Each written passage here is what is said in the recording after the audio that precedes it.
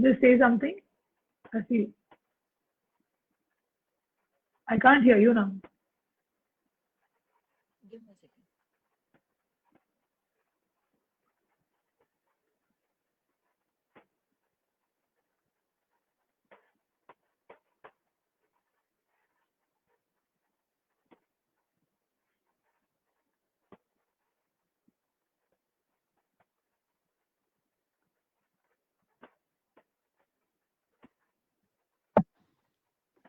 Hi, everyone, and welcome to the second episode of Mommy Wise Live.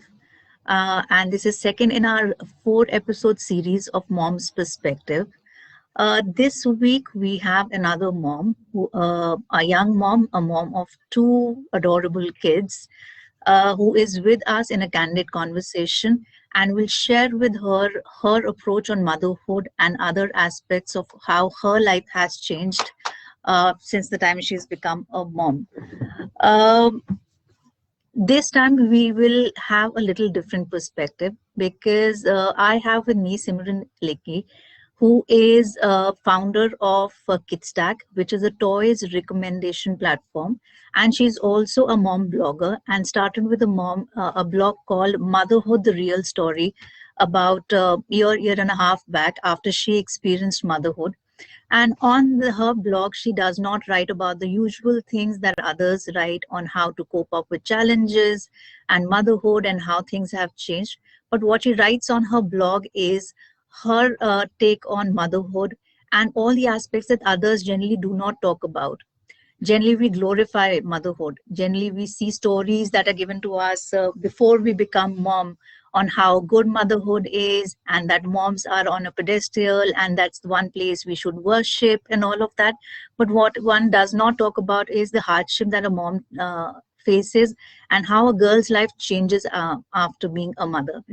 Uh, You'll be surprised to see the unapologetic way of talking that Simran has, which is which really appeals to me at least, and I'm sure you would love it too when you hear her thoughts about motherhood and everything. So I welcome on this episode Simran, and let's have her perspective on motherhood, about career, life, and everything. So, welcome, Simran, and thank you so much for joining us today in the second episode of Mom's Perspective. How are you doing today? Thank you, Sonia. That was a wonderful introduction. I almost thought I'm hearing about somebody else. But that was great. And thank you for having me. You're doing a great job. Mommy Wise is definitely reaching great heights thanks to the way you're handling it. And yes, you're absolutely right. The way you've sort of described the whole situation of how we tend to glorify motherhood. It is changing definitely, but the real changes nobody talks about. Yes. So I forgot to even add this that Simran has also written an article for us, 10 life changes after delivering your baby on Mommy Wise, which was very well received. And if you go through those 10 points, there isn't a single mom who would not agree to what has been written there. We may not talk about it, but trust me, she has just completely nailed every aspect that changes for a person after that person becomes a mom. And it is really funny. You've got to read it after watching this live. You just cannot miss it. So, Simran, how was the day today? Today was good. I had a bunch of things to do, but the most important was that, because of this pandemic, we all have forgotten that our life used to be so rushed. We were doing 10 things in a day, 15 things in a day. Now, just to do one thing, we're not used to it. So we managed. The kids bathed, the kids ate. I bathed, I ate. So most of the stuff was done. It was a good day.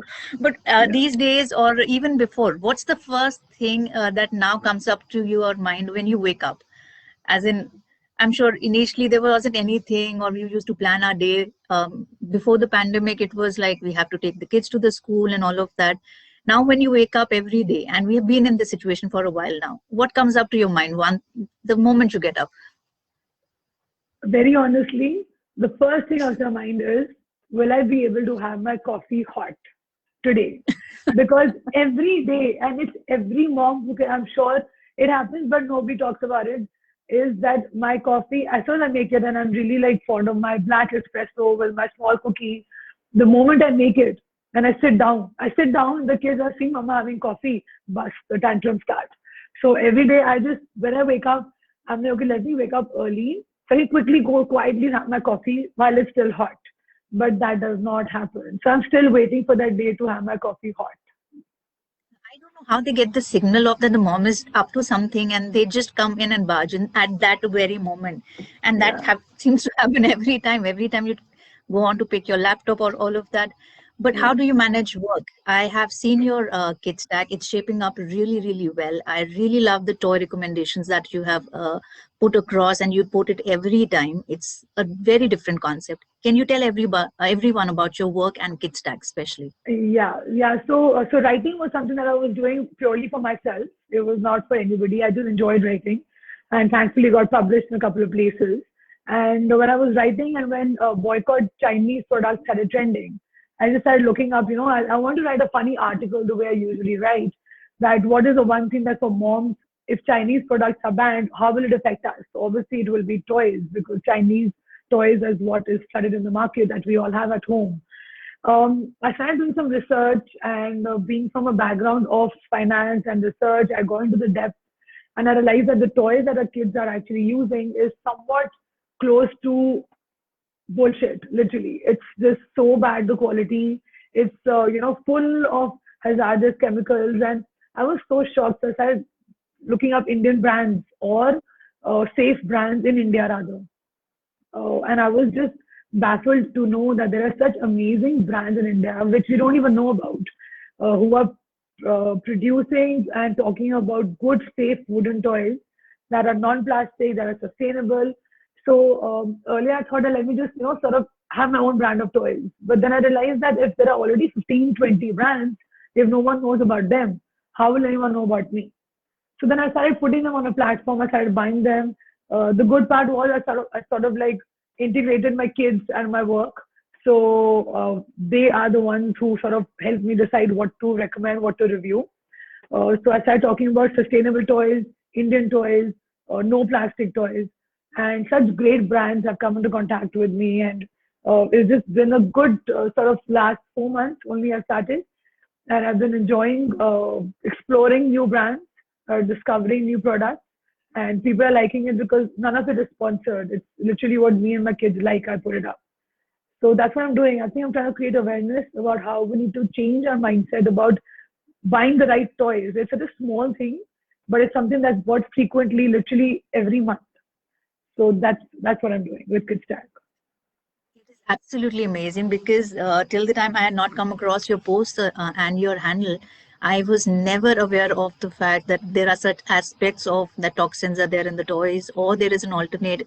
I was just not aware of wooden toys and all of that. So it's a great, great place for every mom to understand because honestly, we do take care of the creams that we use, the lotions that we use, what Yes, kids eat. yes, But we rarely think about the toys that our kids are playing with, yeah, and we tend to buy them almost anything and everything without even looking into the aspects of the toys that are there. So it was yeah. a hats off to you. It's an awesome concept, and I think every mom should be educated about these things.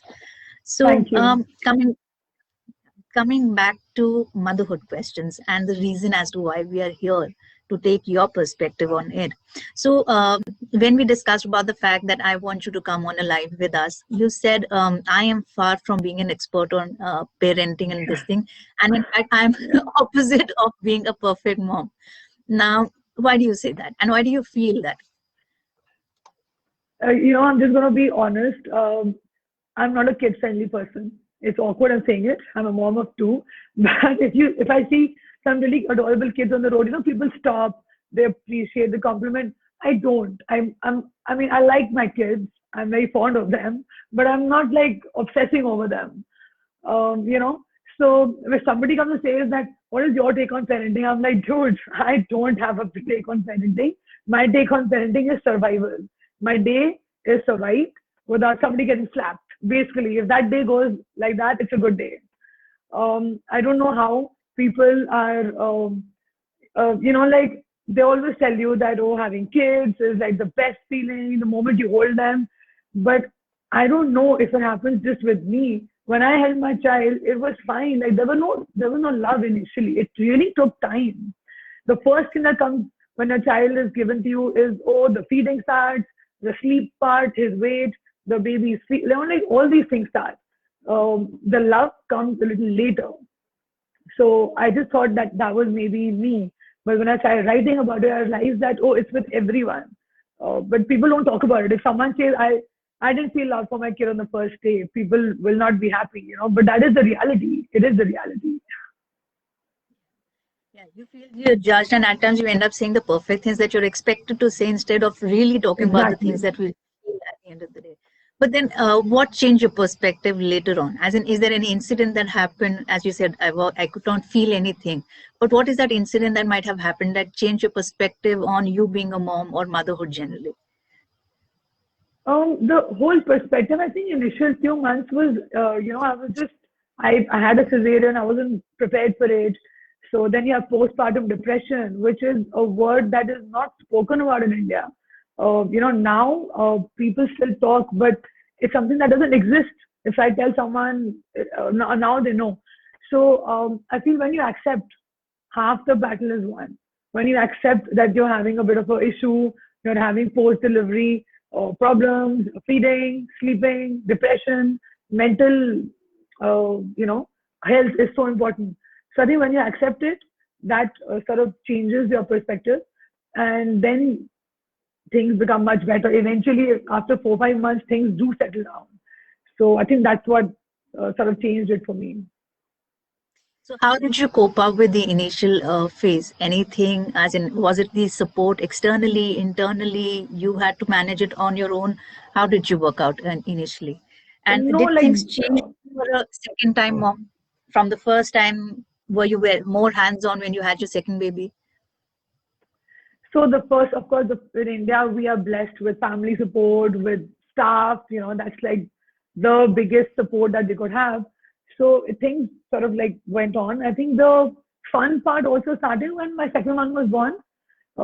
We really like, the whole sibling part was so nice, and the fact that the kids were on their own, that was the best part. And that is when I truly started enjoying it. I realized that, oh, these two are on their own. That means we can have our own time. So when both the kids were on their own, the sibling love that now we see so openly, that is heartwarming, absolutely. And just I think when you sort of realize that you are responsible for two lives, you sort of start taking things slightly in a more serious way. Yet, however, I have tried my best to sort of keep the environment at home and a more humorous, cracking jokes and being a little crazy, which I realized helps because earlier I was only shouting. I realized I was only shouting, which didn't make sense. So having a humorous way Better at in the home pandemic, is or better. it became worse? The The shouting pandemic was and actually not bad. Um, I think initially it was all fun because everyone was at home. And when slowly it opened up, people started going back to work. But then you realize you are stuck at home. That's when the shouting, I think, became a little bad. So, but having said all of that, do you believe in the concept of good parenting and bad parenting? See, parenting is not taught anywhere. Nobody teaches you how to be a good mom or bad mom. It comes with time. But I do hear this concepts of good parenting and bad parenting and all of that. Uh, do you relate to these terms? What is your take on it? Is there anything called as a bad parenting? Well, there are two things to it. One is that, like I said, is survival of the fittest. So when a person is able to survive the kids, it is parenting. Whatever works for you is your way of parenting, and nobody can judge you. However, at least in our country, whenever you see a child who's spoiled or a child who's got bad manners, you eventually say that, he's, or let me say in a positive way. If a child has got good manners and you always say he's brought up well. So a child being brought up well means his parents were good, the parenting skills were at par, or So I think somewhere parenting plays a major role, and us, like, we all do sort of take things a little too seriously in our country. We, like sometimes just get too much into it. We don't let the children be. We force them with so many activities, classes, agendas. So that is something that I think we all can take a little easy, especially in our country. Um, Secondly, like I said, it's all about survival. Yeah. So whatever works for whoever, it's fine. If a parent is really involved in their child's life and they're stay-at-home mom and they're really involved in it, it's fine. If a mom needs to go out, do her work, leave the children with staff, family, support, it's fine. I think whatever rocks your boat eventually. Are there any role model for you as a mom? Who are the moms you envy? You look at them and you're like, oh my God, I should have been like that. Do you come across anyone, or you're like, I'm fine, I'm sorted now with my kids? No, no, no. I'm far from being sorted. I'm not at all sorted. I every day figure out how can I make this better. But I think I envy those moms who don't lose their cool. I envy those moms who are so calm. How are they just so relaxed? The child is all over the place, and they're smiling, and they still feel that they feel that the children are God's angels. I don't think my children are that. I sort of envy those moms who are really controlled and calm, and they've got their shit together. I envy those people because I don't. Yeah, there aren't few, but yeah, we are far from being there. Yeah. So, if there was a genie around and you would want that genie around you, what is the one thing in your life as of right now you would say that genie should take care of and should take away from you? Apart from the fact that You know, the genie takes away the babies, what was that one thing on your platter that I don't want that. I don't want to be blacklisted from Facebook or Instagram for saying all these things. But I was reading something the other day, and it said that the best way to get your child's attention is to sit down and look comfortable. The moment you sit down and look relaxed, they'll be on your attention.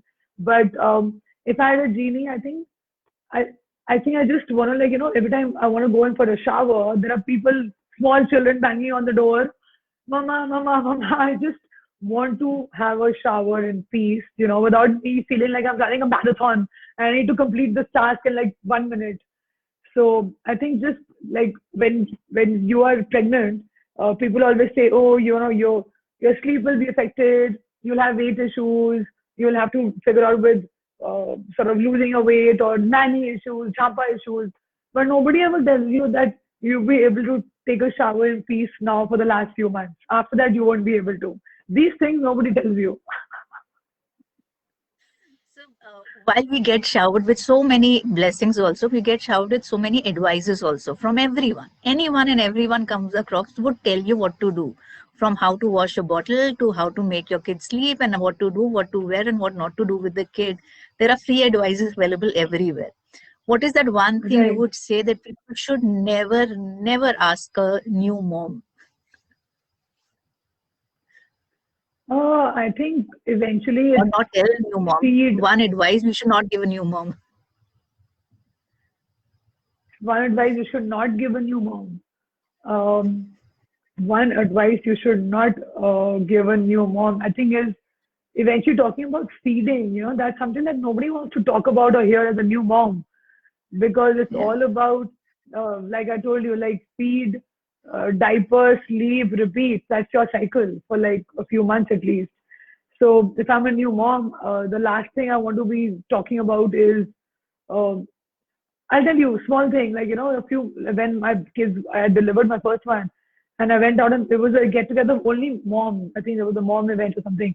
And everyone just talking about their kids. And that was my first outing immediately after delivering. And I realized I wanted to step out and not talk about my kids because at home, that's all we talk about. Um, you need a break. You need to just talk about your life, what's happening around you. So I think when a new mom steps out initially, she should go out for a proper break and not talk about her kids and just maybe enjoy a glass of wine if she can or whatever. Just take it easy. So, any moments, Simran, now that you recall that, wherein, or you have in between a week or so, wherein you think that, well, it's not that too bad. It's not bad. They're my kids. I think this is a good space to be in. Does that happen ever? That you feel, It no, does. no, It it's not really does. all too bad. I think, like I said, after my second one was born, and the way I saw the love between both the siblings, and you see them, or now when they wake up, it's all about them. They both need each other more than mama, papa. So that's a great time. They are on their own, and I think I've always recommended, like I had my kids back to back, which was a bit of like it wasn't planned, it was unplanned, but it was the best thing that could ever happen. So I think the sibling part is really cute. And of course, when they start, coming to you, now that my kids are a little older, they start bribing you with all their love and affection. If they want to watch TV or get chocolates, you don't know it. They just come, hug you, Mama, I love you. I said, wow, that's the best part of the day. And the next moment is, can we watch TV now? I'm like, get out. Yeah, this So, generation, somehow I also feel that the kids are way ahead of times, and their questions and the things that they ask you even takes me aback every time my daughter comes to me. Um, yeah, See, we all are trying our best in terms of being in that space, trying to raise the next generation right. We are trying to read about it, understand how to do. We are trying to cope up with all those challenges, and I'm sure every mom tries their best to give everything good to their babies. I think that comes right. naturally to being a mom. Now, are there still any times that you have a mom guilt at the end of the day, that there is something that you could have done better, more for them, or you've done, you know how to deal with it now? Absolutely. The guilt happens every day, even if I'm sure there are celebrity moms or there are average moms. I think guilt is a part of our life.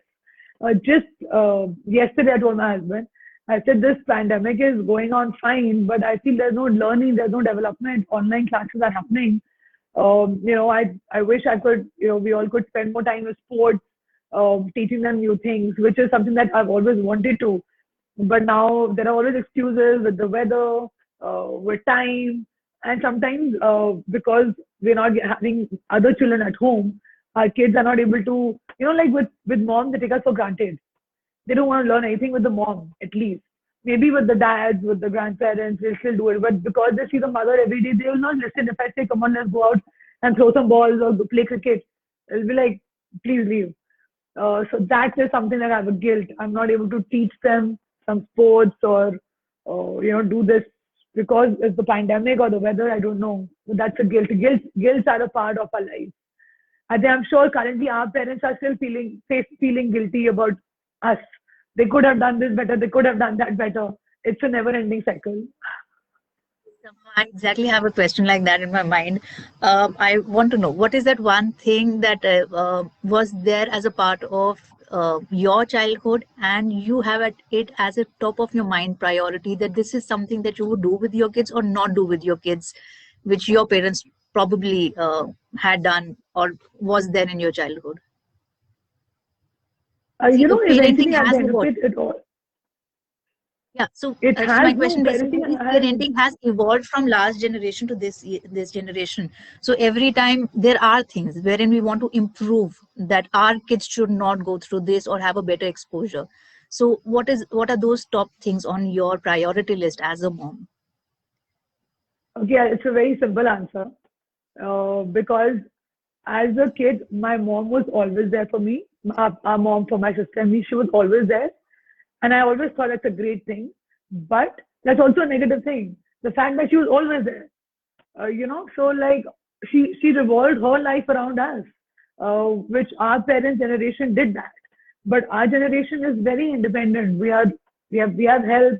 So did they, but they always made their life secondary. Ours was first. So that was great. I would want my kids to be brought up with the memories, of the family being together. That's what matters. So in that way, parenting hasn't evolved. It's all about creating those moments. When they grow up, I would want them to know that their parents were with them for everything. At the same time, we need to have a life. And, like our parents did not do that. They were just like everything for the kids. So I definitely want that the kids should know that there's a difference. Now that my kids are seeing that I'm doing something, suddenly they're like, why are you on the laptop? whom are you talking on the phone? They're not used to it. They're not used to the mom being busy. So that is important. Like they need to see that we have our separate life, and this is different. There are two different worlds, though we are all in it together. So I think in that way, parenting has evolved because our generation is more independent. They sort of want to do something on their own. It doesn't have to be like something that is business wise or monetary, but it's just having your own separate life outside of the family. That's very important, I think. To end this session, Simran, what is your advice to moms, new moms, and moms to be? You can divide Sleep that is too. What's the always advice there. for new mom? What is it that one thing you would say that this is my advice or my learning out of it? My friend recently delivered a baby, and she told me, Simran, I haven't slept for 24 hours. I said, babe, I haven't slept for 4 years. And she's like, 4 years? I said, off and on. It has been that long, and you have to get used to it. So I really think that sleep is the biggest thing that none of us ever realize will be so bad. Secondly, is invest in a king size bed because once your kids grow up, they are going to crawl into your bed and come to your room. So just prepare that in advance. Whoever's making a nursery and all is very nice, but the cot goes for a toss and your bed becomes the cot. So yeah, that's what happens. That's my advice. Very true. So on that note, please, all moms to be, do not invest in a nursery. It is not going to come of use at all. Those cots are going to stay there as a showpiece for photographs and all of that. I completely agree with the Simran. We all have done that, been there, seen that, and at the end of the day, kids are there in the bed with us. So on that note, Simran, I love the interaction today. As in, this was our idea of coming up with mom's perspective and not bringing up experts and maybe celebrity moms and all to our talk show. It was to bring in a very perspective of a mom. It was very different when we had a word with Akila last week, to the ideas that you have shared today, your thought process on this thing. And that's exactly what we want to tell all moms out there, that there are no rule books to parenting. There is nothing like a good mom or a bad mom.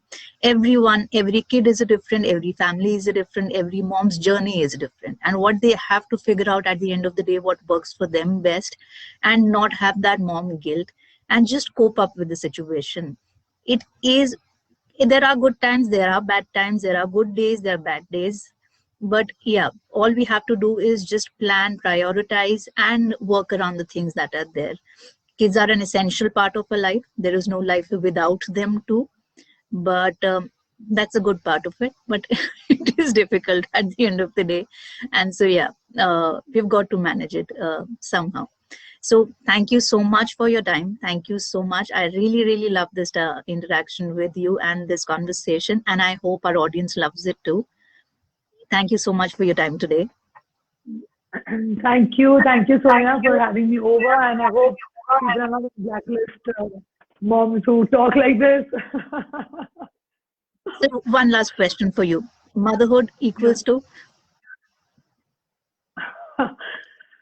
I'm not going to One try word. and one word. I think it's sort of just experiencing a lot of emotions in a line, experiencing various emotions. There could be any emotion. All right. Thank you so much for your time today, and thank you so much everyone who has watched this video and been with us. Next time, next episode, we'll try to bring another mom's perspective, another mom's journey, and another mom's take on motherhood and parenting. I hope you like this series. If there are any suggestions that you have, just feel free to inbox it to me and share it with me. And till we next meet again, see you. Have a great week Thank ahead. you. Thanks, Sonia. Great event. Thank you.